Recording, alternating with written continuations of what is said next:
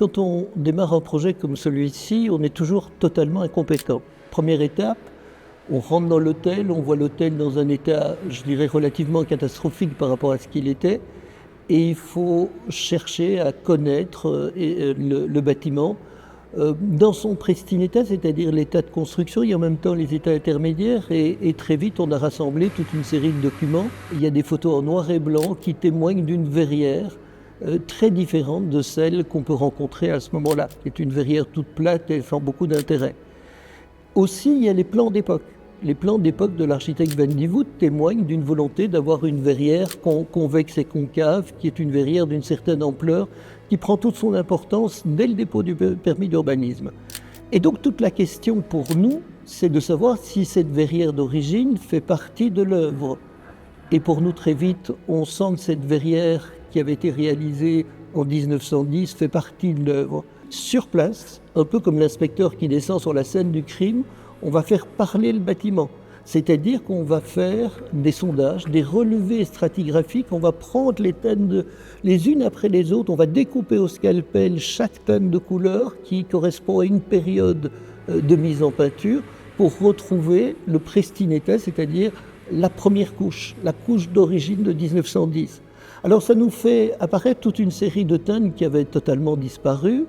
Et donc la question est une question qui devient une question philosophique. Est-ce qu'on revient aux teintes d'origine ou pas? Et les teintes d'origine, c'est toujours très étrange parce qu'on a des panels de couleurs où on se demande si ça a fonctionné ensemble et on prend la décision d'aller vers les teintes d'origine de 1910. Et en général, les architectes de cette époque-là sont des très grands coloristes, ils se trompent peu. Donc on fait confiance à l'histoire, on revient aux teintes d'origine, et je trouve aujourd'hui, mais chacun pourra juger par lui-même, que les teintes sont magnifiques. Cette architecture beaux-arts repose aussi sur des fondements, et donc les formes et les couleurs forment un tout, et c'est ça qu'on a respecté. Je crois pouvoir dire aujourd'hui qu'on a préservé l'atmosphère de 1910 dans tous les espaces publics. Et c'est bien nécessaire. Pendant la construction, certains avaient peur qu'on puisse passer vers un hôtel très contemporain. Non, un palace doit être intemporel. Le patrimoine est sauvegardé et en même temps, le bâtiment a basculé dans le XXIe siècle avec un confort qui n'a jamais existé dans ce bâtiment-ci. Alors, la façade est classée. Grosso modo, on a gardé le même nombre de chambres que ce qu'il y avait à l'époque, mais évidemment dans des dimensions tout à fait différentes. Et donc, à partir de tous ces éléments du puzzle qui doivent s'assembler, c'est d'essayer de redonner une cohérence, un tout, à partir de choses extrêmement diverses. Mais il y a évidemment toutes les parties publiques qui sont aussi classées, ou à peu près. Ce bâtiment ne vieillira plus jamais.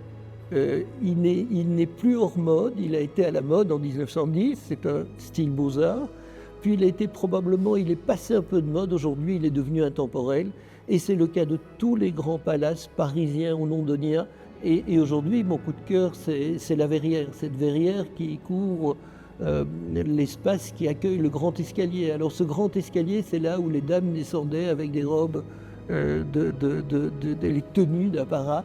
Il faut essayer de travailler sur cet équilibre. Cet équilibre entre, d'une part, le respect du patrimoine et, d'autre part, ce qui fait le bonheur d'une clientèle. Et ce n'est pas l'un ou l'autre. On ne fait pas ici uniquement un hôtel de charme ou un peu. Je crois que pour qu'un hôtel fonctionne, il faut l'un et l'autre. Aujourd'hui, la grande verrière est un élément de composition essentiel du projet, pas spécialement par son côté omniprésent, mais c'est aussi parce qu'il amène de la lumière en premier jour. Quand on rentre dans l'hôtel aujourd'hui, on voit qu'on a de la lumière tout au fond, ça donne de la profondeur de champ.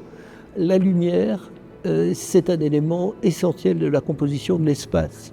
Et donc il nous appartient de travailler espace et lumière en même temps. Et donc c'est vrai que cette verrière est essentielle. Maintenant, la première difficulté, c'est de la dessiner. On a des photos, on va travailler en géométrie descriptive à partir des photos, donc on va faire une empreinte numérique. On va travailler en 3 dimensions. On va essayer de simuler en empreinte numérique ce que nous apporte la photo. On a 3-4 photos de cette verrière d'époque. Donc la première chose, c'est tridimensionnel.